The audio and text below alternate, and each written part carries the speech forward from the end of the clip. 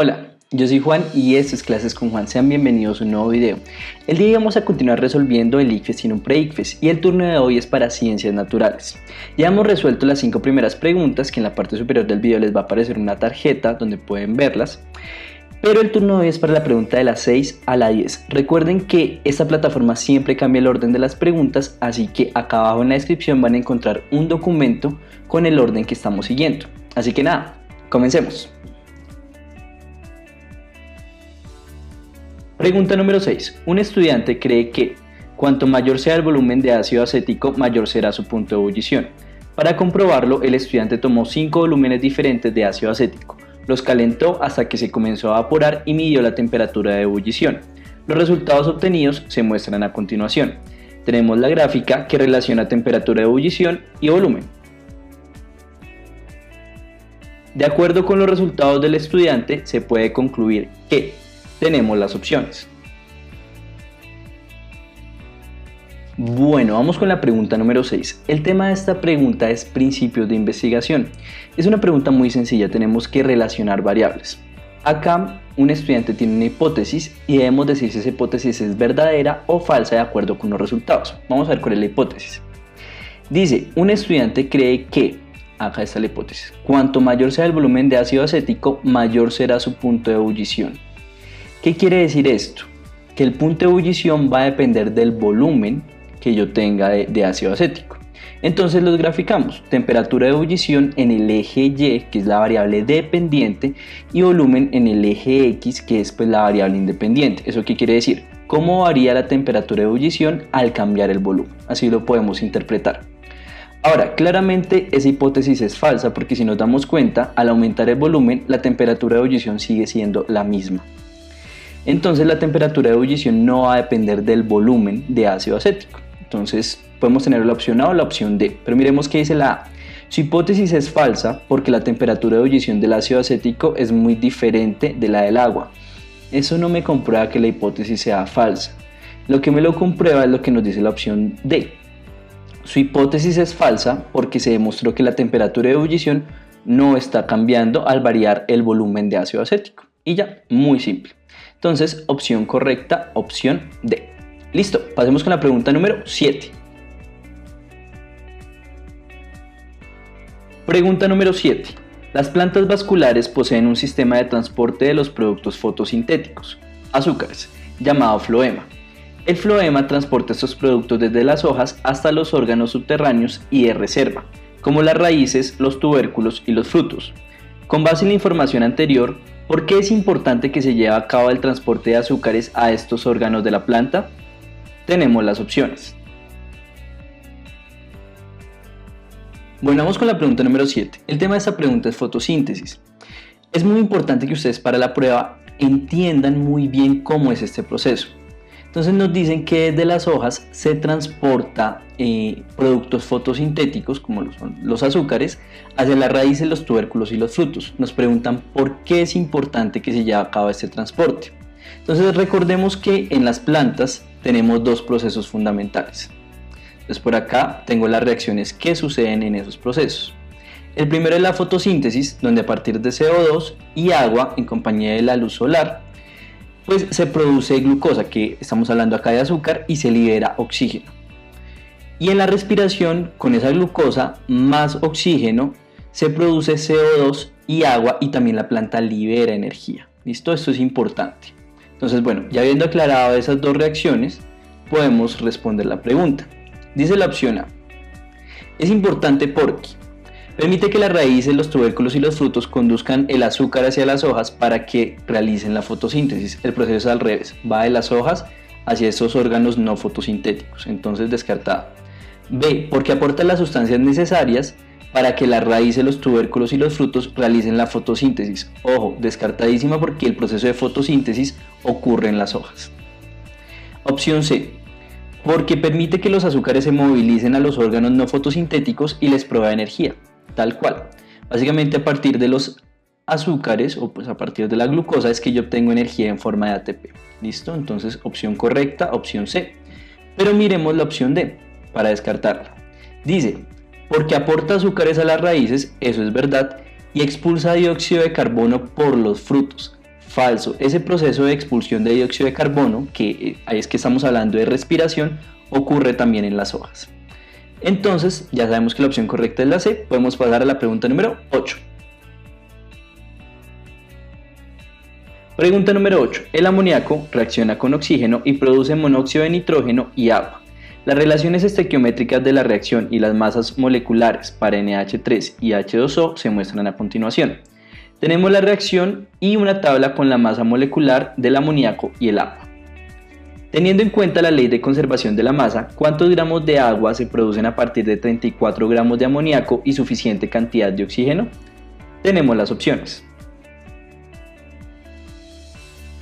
Bueno, vamos con la pregunta número 8. El tema de esta pregunta es equilibrio estequiométrico. Nos dan una reacción y nos dicen que tenemos que tener en cuenta la ley de la conservación de la masa, tenemos que fijarnos que la reacción esté balanceada y nos preguntan cuántos gramos de agua se producen a partir de 34 gramos de amoníaco. Eso es importante. Y suficiente cantidad de oxígeno O2. Entonces, ¿a partir de cuánto? 34 gramos de amoníaco. Tenemos que recordar que ese equilibrio estequiométrico no nos lo dan los gramos, sino el número de moles. Entonces, ¿qué hacemos primero? Para establecer la relación entre amoníaco y agua, pues tenemos que mirar cuántas moles de amoníaco yo tengo y así establecer esa relación con las moles de agua. Entonces, primer paso. Entonces, 34 gramos de amoníaco, ¿cuántas moles son? Pues acá la tenemos, ¿no? Nos dicen la masa molecular, ¿cuántos gramos hay en una mol? En una mol hay 17 gramos. Es decir que estos 34 gramos pues equivaldrían a 2 moles. Ustedes lo pueden hallar fácil por una regla de 3. Entonces 34 gramos de amoníaco son 2 moles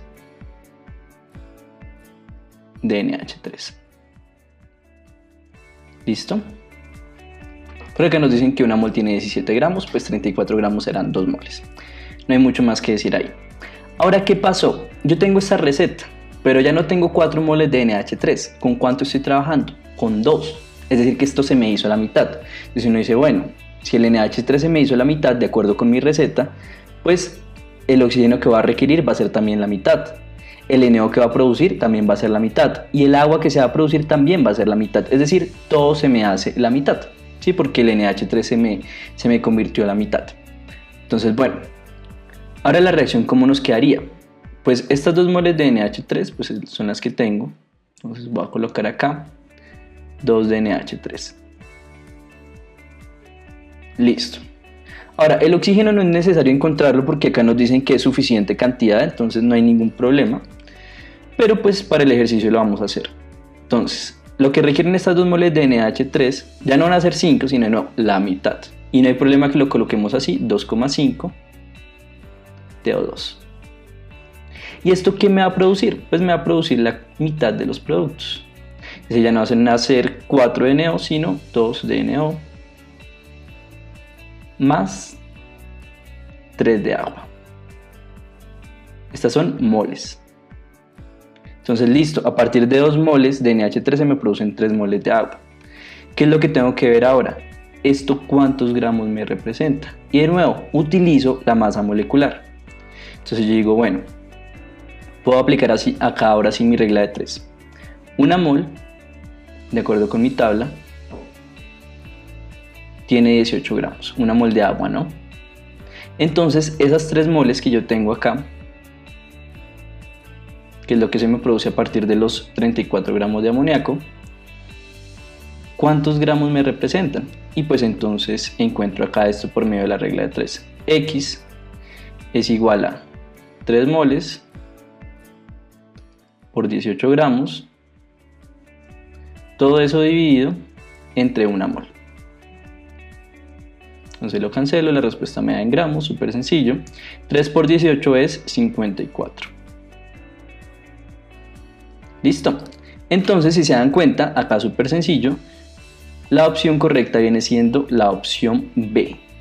¿Qué es importante? Nos dan gramos. ¿Qué hacemos? Lo pasamos a moles, establecemos la relación estequiométrica.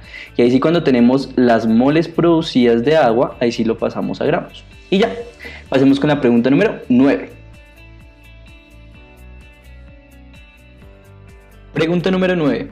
Para mantener peces en acuarios se debe tener en cuenta el síndrome de tanque nuevo. que se produce cuando los peces mueren envenenados por altos niveles de amoníaco, NH3. El amoníaco se produce por la mineralización de los desechos de los peces, el exceso de comida y la descomposición de tejidos animales y vegetales. Una estrategia para disminuir esta mortalidad es asegurar la circulación de estas sustancias a través del ciclo del nitrógeno. ¿Cuál de las siguientes prácticas permitiría que el ciclo del nitrógeno se dé en el acuario? Tenemos las opciones.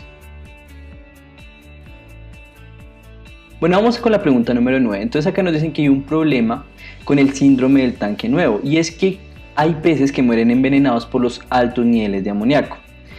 Nos dicen acá, el amoníaco se produce por la mineralización de los desechos de los peces, el exceso de comida y la descomposición de tejidos animales y vegetales, básicamente materia orgánica. Una estrategia para disminuir esta mortalidad es asegurar la circulación de estas sustancias a través del ciclo del nitrógeno. ¿Cuál de las siguientes prácticas permitiría que el ciclo del nitrógeno se dé en el acuario? Entonces, ojo acá, estamos buscando una práctica que nos ayude a disminuir esa mortandad de peces, pero que también nos permita que en el lago se dé el ciclo del nitrógeno. Entonces, hay que entender muy bien estos ciclos biogeoquímicos, que es el tema de la pregunta. Entonces, vamos a ver acá, les voy a colocar cómo sería ese ciclo del nitrógeno en el agua. Entonces sabemos que ese amoníaco se nos va a producir básicamente por materia orgánica, ¿no? Entonces los residuos de los peces que excretan y orinan, los restos de plantas, el exceso de alimento, bueno, en fin. Sin embargo, en un cuerpo de agua natural sucede esto. Tengo bacterias que me convierten este amoníaco en nitrito y tengo otras que me convierten estos nitritos en nitratos. Y ese nitrato puede ser utilizado por las plantas a manera de fertilizante. Y esto es muy importante también en un tema que suelen preguntar en la prueba, que es el proceso de eutrofización, para que lo tengan en cuenta y lo apunten y lo consulten. Entonces, ¿qué va a pasar? Vamos a ver las opciones. Dice acá, sacar del agua los desechos de los peces. Claro, eso permitiría que no exista una mortandad de peces tan alta, sin embargo, no me permite o no garantiza que exista el ciclo del nitrógeno en el acuario. Entonces, descartada la opción A por eso. Opción B, aumentar la población de peces en el acuario. Para nada, eso no me soluciona el problema. Necesitamos es que exista este proceso que me convierte el amoníaco en nitritos y posteriormente en nitratos. Opción C, favorecer la colonización de bacterias nitrificantes, tal cual. Las bacterias nitrificantes son las que se encargan de este proceso. Y esa sería la opción correcta. Pero miremos la opción D, eliminar las bacterias presentes en el agua. Claro que no, ahí estaría obteniendo el efecto contrario. Y listo.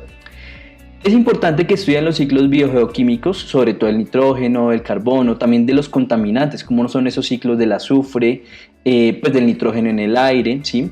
¿Qué pasa con el material particulado? Todo esto es muy importante. Del fósforo también vendría siendo importante en la parte de contaminación de fuentes de agua. Y listo, pasemos con la pregunta número 10. Pregunta número 10. En la figura se muestra un campo eléctrico E, generado por dos esferas cargadas. En el interior del campo eléctrico se coloca una carga negativa menos Q, tal como se muestra en la figura. Tenemos la figura. De acuerdo con la información anterior, ¿cuál de las siguientes figuras muestra la dirección en la que se moverá la carga menos Q al ser liberada desde el reposo? Tenemos las opciones. Bueno, vamos con la pregunta número 10. El tema de esta pregunta es campo eléctrico. Entonces, pues acá nos dan un campo eléctrico, nos dan un dipolo, que es el campo eléctrico formado por una carga positiva y una carga negativa. Cosas importantes del campo eléctrico. Las líneas de campo se dibujan saliendo de las cargas positivas, como se dan cuenta acá está bien dibujado, y entrando a las cargas negativas. Listo. Y nos dicen que acá se encuentra una carga menos Q. Entonces recuerden, cuando las cargas son opuestas se atraen. Cuando son del mismo signo, pues se van a repeler. De acuerdo con la información anterior, ¿cuál de las siguientes figuras muestra la dirección en la que se moverá la carga menos Q al ser liberada desde el reposo? ¿Qué es importante acá? Esa dirección, y es muy importante eso, se tiene que dibujar tangente a las líneas de campo. Es decir, lo que nos muestra acá la opción C y la opción D no pueden ser. Esa dirección que tome, pues digamos, esta línea que voy a dibujar, este vector acá, tiene que ser tangente a esas líneas de campo. Entonces nada más nos quedaría la opción A y la opción B. ¿Qué es lo segundo que es importante? Acá tenemos que esa carga menos Q, pues tiene un signo negativo, se va a sentir atraída hacia el polo positivo, ¿sí? Pues porque ya sabemos que cargas con signo distinto se van a atraer. Entonces la opción correcta viene siendo la opción A. ¿Qué pasa con la opción B? Pues la opción B nos serviría si el signo de Q fuera un signo positivo. Y ya. Pues nada chicos, eso sería todo por hoy. Espero que en verdad este video les haya sido de mucha utilidad. Cualquier duda que tengan, ya saben, la pueden dejar acá en los comentarios. En este momento las inscripciones al curso de Pre-ICFES están abiertas. Y también estén muy pendientes porque les tendré ciertos videos del examen de la Universidad Nacional. Y pues vamos a continuar con esta serie de videos de el ICFES tiene un Pre-ICFES. Si les gustó, por favor denle like, no olviden suscribirse a este canal y seguirnos en las redes de Clases con Juan, que acá mismo las encuentran en Facebook, Twitter e Instagram. Y nos vemos en una próxima. Chao.